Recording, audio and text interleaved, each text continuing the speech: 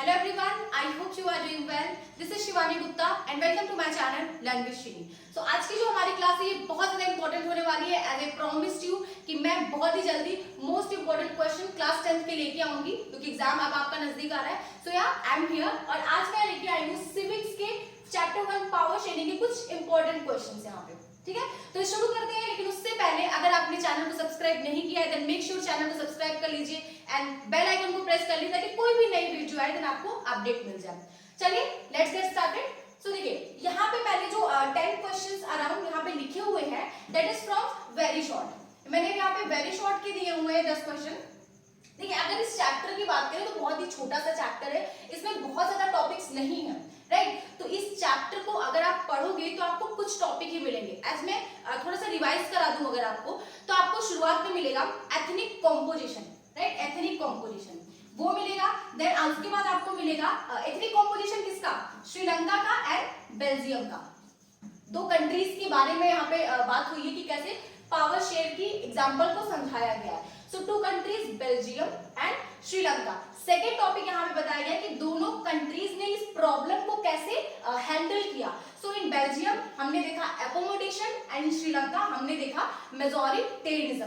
तो ये दोनों चीज हमने देखी. एंड द लास्ट टॉपिक आपके बुक में दिया हुआ है that why power sharing is desirable, कि पावर शेयरिंग क्यों चाहिए. और उसके बाद पावर शेयरिंग कितने कितने फॉर्म्स में होती है, means power sharing why power sharing is desirable and how power sharing, power sharing को आप कैसे एक तरह से डेवलप कर सकते हो, कितने फॉर्म्स है पावर शेयरिंग के. तो वैसे उसी से रिलेटेड कुछ क्वेश्चंस है. देखिए आप कैसे horizontal power sharing and vertical power sharing, तो मैंने यहाँ पे इसको क्वेश्चन में रखा हुआ है. चलिए तो शुरू करते हैं. तो first question is what was the composition of Belgium और ब्रसेल्स और श्रीलंका. सो मैंने देखिए यहाँ पे स्लैश किया हुआ है. दैट मींस क्वेश्चन जो है आपका आ सकता है कि what was the composition of Belgium, that means केवल बेल्जियम से आ सकता है. और ब्रिसेल, ब्रिसेल मींस जो बेल्जियम की कैपिटल थी सिटी दैट वाज ब्रिसेल, वहां पे क्या कंपोजिशन था. और थर्ड श्रीलंका, श्रीलंका में क्या था. सो यहाँ पे आप देख सकते हो ethnic composition. Right, ethnic composition क्या था इन तीनों कंट्रीज, ये सॉरी दो कंट्रीज है और ये सिटी है. तो इनमें क्या क्या कितने परसेंट कौन से लोग थे, कौन से ज्यादा लोग थे वो आपको लिखना है. जैसे अगर मैं बात करूं बेल्जियम की, तो बेल्जियम एज अ होल तो वो कई पार्ट्स पे डिवाइड था. एक था फ्लेमिश रीजन और एक था वैलोनिया रीजन. सो फ्लेमिश रीजन जो था यहाँ पे आपके फ्लेमिश रीजन में सबसे ज्यादा डच स्पीकिंग पीपल थे एंड वैलोनिया रीजन में सबसे ज्यादा फ्रेंच स्पीकिंग पीपल थे. राइट, तो इसीलिए जो यहाँ पे जो बेल्जियम थे यहाँ पे कुछ कॉन्फ्लिक्ट्स होते हैं क्योंकि जो माइनॉरिटी है उनको थोड़ा सा एलिएनेट फील होगा जो मेजॉरिटी है. तो कुछ क्लैश हुए थे यहाँ पे हमने देखा था. ऐसे ही श्रीलंका में हुआ था. श्रीलंका में कौन थे, श्रीलंका में थे सिन्हालास और कौन थे, श्रीलंका में थे तमिल्स. तमिल्स में भी अगर बात करें, तमिल्स में अगर आप उसको सब डिवाइड भी करोगे तमिल्स में कुछ थे इसमें से श्रीलंकन तमिल्स और कुछ थे Indian Tamils.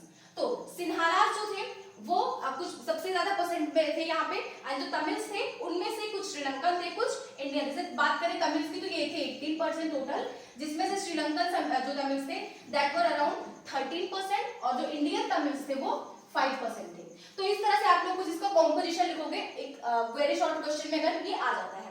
Now next is which language was recognized as the official language in Sri Lanka. तो श्रीलंका में कौन सी लैंग्वेज को ऑफिशियल किया गया था, तो यहाँ पे किया गया था सिन्हाला लैंग्वेज को. ठीक है, सिन्हाला जो कि मेजॉरिटी में थे सिन्हाला स्पीकर्स, उनको उनकी लैंग्वेज को क्या कर दिया था यहाँ पे एक ऑफिशियल लैंग्वेज डिक्लेयर कर दिया गया था in Sri Lanka. Right, now next question is define majoritarianism. तो मेजॉरिटेरियनिज्म कहाँ पे आया था, as I told you Belgium था, श्रीलंका था. तो दोनों में जो ये प्रॉब्लम आ गई थी मेजॉरिटी माइनॉरिटी वाली, तो उसको अलग अलग तरीके से हैंडल किया था. आपने बुक पढ़ी होगी. तो श्रीलंका में क्या आई थी, श्रीलंका में ये वाला सिस्टम आया था मेजॉरिटी. यहाँ पे क्या कर दिया गया था कि जो भी मेजॉरिटी है उनकी पावर को क्या कर दिया गया, एक तरह से डोमिनेट कर दिया गया ऑन दी माइनॉरिटी. तो माइनॉरिटी की पावर को सप्रेस कर दिया गया. किस तरीके से किया गया था यहाँ पे जो सिन्हाला स्पीकिंग पीपल थे वो मेजॉरिटी में थे. तो इनको चाहे गवर्नमेंट जॉब हो, चाहे गवर्नमेंट के अंदर वहां जाके रिप्रेजेंटेटिव बन के बैठना हो, तो वो सारी फैसिलिटीज इनको दी गई थी.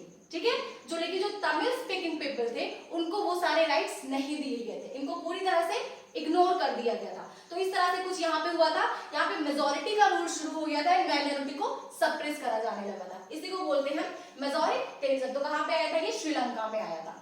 So now next is what is the meaning of the word ethnic. So ethnic आपने देखा यहाँ पे एथनिक कॉम्पोजिशन, कि यहाँ पे बेसिकली हम क्या करते हैं, कुछ ग्रुप ऑफ पीपल को अलग करते हैं, डिवाइड करते हैं on the basis of region, मतलब धर्म के बेस पे, लैंग्वेज मींस भाषा के बेस पे, और कल्चर। तो बेसिकली उनके कल्चर को भी आप बोल सकते हो, कल्चर के बेसिस पे अगर किसी ग्रुप ऑफ पीपल को अलग किया जा रहा है, हम बोलेंगे क्या है, एथनिक ग्रुप है वो, राइट। तो ये हो जाएगा आपका वर्ड एथनिक का मतलब। इसको आप ये सब जो क्वेश्चंस है लाइक वेरी शॉर्ट है, ये आपको इसी क्वेश्चंस को शॉर्ट में भी, लॉन्ग फॉर्मेट में भी पूछ सकता है। जैसे यहाँ पे मेजोरिटेरिज्म का आप लोगों ने पढ़ा, तो यहाँ पे आपको क्या देगा, लिखना है, ये जो वेरी शॉर्ट में आया, यहाँ पे आपको मेजोरिटेरिज्म क्या है बस उसका कंसेप्ट लिख देना है। बट अगर यही क्वेश्चन आपका शॉर्ट में या लॉन्ग में आता है, वहां पे आपको उसको थोड़ा सा इलैबोरेट करके लिखना है, कि कुछ एग्जांपल्स देके लिखने हैं। यहाँ पे आपको एग्जांपल देके लिखने की जरूरत नहीं है, क्योंकि यहाँ पे वर्ड लिमिट होती है प्लस टाइम लिमिट भी होती है। तो यहाँ पे आपको बहुत ज्यादा 20 वर्ड्स 30 वर्ड्स से 20 वर्ड्स से ज्यादा नहीं करना है,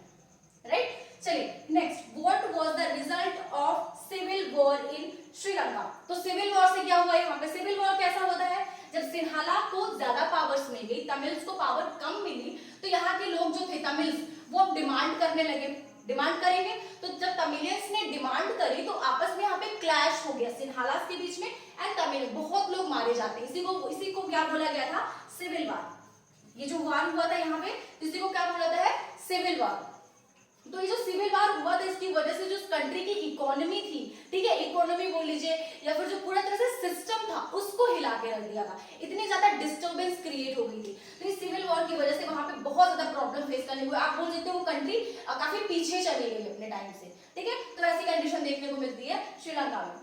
now next is what was the demand of Tamil political organisation. तो देखिए मैंने क्या बताया अभी को, कि यहाँ पे सिन्हाला को ज्यादा पावर्स मिल रही थी, चाहे वो गवर्नमेंट जॉब हो, चाहे वो कोई भी अदर फैसिलिटीज हो, या फिर उनकी लैंग्वेज को ही एक तरह से ऑफिशियल लैंग्वेज बना दिया गया है। और जो ये सिन्हालिस थे, ये मेनली बुद्धिज्म को फॉलो करते थे, ठीक है। तो इस बुद्धिज्म रिलीजन को भी नेशनल रिलीजन बना दिया गया था, ठीक है। तो जिसकी वजह से जो तमिलियंस थे, वो धीरे धीरे टाइम के साथ में उनको फील होने लगा कि हमारे साथ गलत हो रहा है, हमको सप्रेस किया जा रहा है। तो इसीलिए तमिलियंस ने पार्टी बनाई थी। एक पार्टी यहाँ पे थी, तमिल पॉलिटिकल ऑर्गेनाइजेशन।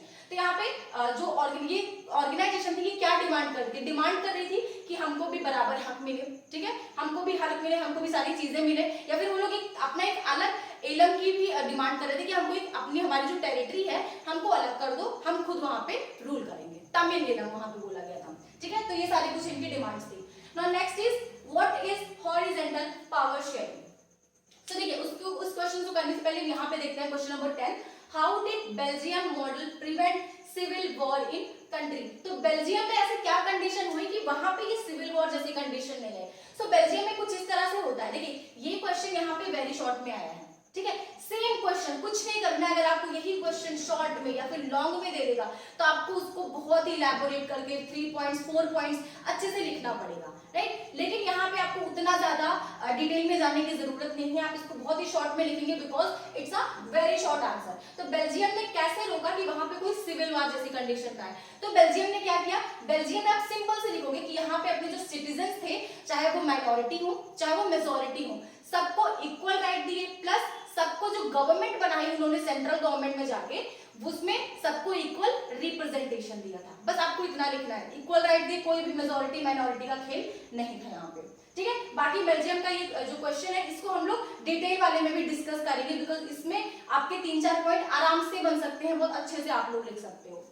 चलिए now next, what is horizontal power sharing. तो देखिए पावर शेयरिंग का चैप्टर ही है पावर शेयरिंग। तो पावर शेयरिंग तो हम लोग समझ गए एग्जांपल से कि हाँ भाई पावर शेयरिंग जरूरी है, बट पावर शेयर करेंगे कैसे। तो कई फॉर्म्स में होते हैं पावर शेयरिंग। जैसे यहाँ पे हॉरिजॉन्टल है, हॉरिजॉन्टल मींस ऐसा हो गया, ओके। तो यहाँ पे कैसे कर रहे हैं, तो अगर गवर्नमेंट की बात करें तो हॉरिजॉन्टल यहाँ पे क्या हो जाता है, हॉरिजॉन्टल में यहाँ पे एक ही लेवल पे जो गवर्नमेंट है, एक ही लेवल पे हम जो पावर्स को है उसको डिवाइड कर देते हैं। जैसे हम बात करें यहाँ पे legislature, then executive, then judiciary, है ना हमारे यहाँ पे। तो यहाँ पे ऐसा नहीं है कोई किसी से बड़ा है, सब एक ही लेवल पे है, बट क्या है, सबकी अपनी अपनी पावर्स है, कोई किसी के पावर को जाके छीनता नहीं है, सबको पावर को डिवाइड कर दिया गया, पावर को शेयर कर दिया गया है। So this is horizontal power sharing. और what is vertical power sharing? तो वर्टिकल क्या हो जाएगा? वर्टिकल मींस एक के अंडर में अब दूसरा आ जाएगा, मतलब एक के नीचे दूसरा आ जाएगा। एक से सपोज सबसे ऊपर जो है वर्टिकली है, दैट मींस ऐसे हो जाएगा फ्रॉम डाउन टू अप। तो यहाँ पे देखिए क्या हो जाएगा, सबसे ऊपर जो भी गवर्नमेंट है, जो भी पावर को होल्ड करके रखा हुआ है जिसने, उसके पास ज्यादा पावर होगी, उसके नीचे वाले के पास पावर कम होगी, देन उसके नीचे वाले के पास पावर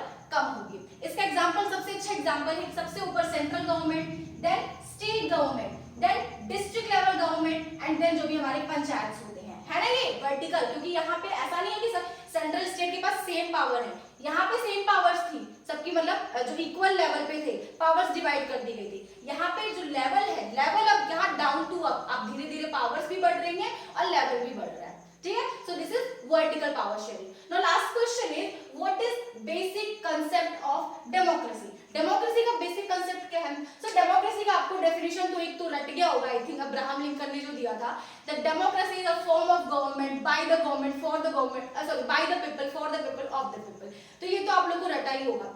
सो इसी तरह से यहाँ पे जो डेमोक्रेसी का अगर हम बेसिक कंसेप्ट पूछे तो यहाँ पे यही है कि जो पावर्स होती हैं, पावर्स कहाँ से आती है? पावर्स किसको मिलनी चाहिए? पीपल को मिलनी चाहिए, क्योंकि है ना, of the people, by the people, for the people. तो डेमोक्रेसी में जो पावर होनी चाहिए वो कॉन्सेंट्रेट होनी चाहिए पीपल के लोगों में, और सब में इक्वली पावर सबको मिलनी चाहिए, ठीक है।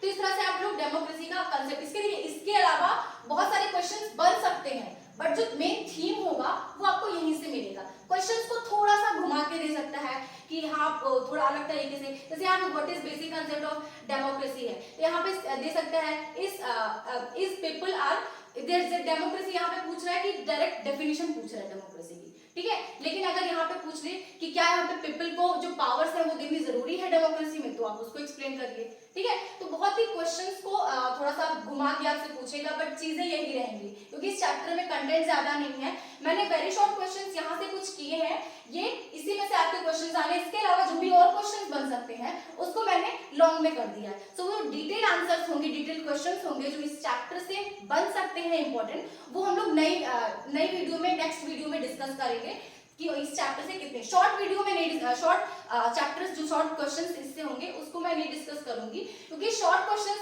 इसी को थोड़ा सा क्वेश्चन अलग घुमा फिरा के पूछ लेगा, ज्यादा क्वेश्चंस नहीं बनेंगे, ठीक है। तो आज के लिए इतना ही करते हैं हम। वीडियो पसंद आई है तो मेक श्योर वीडियो को लाइक करिए, चैनल को सब्सक्राइब करिए, ज्यादा से ज्यादा वीडियो को शेयर करिएगा। Okay, thank you.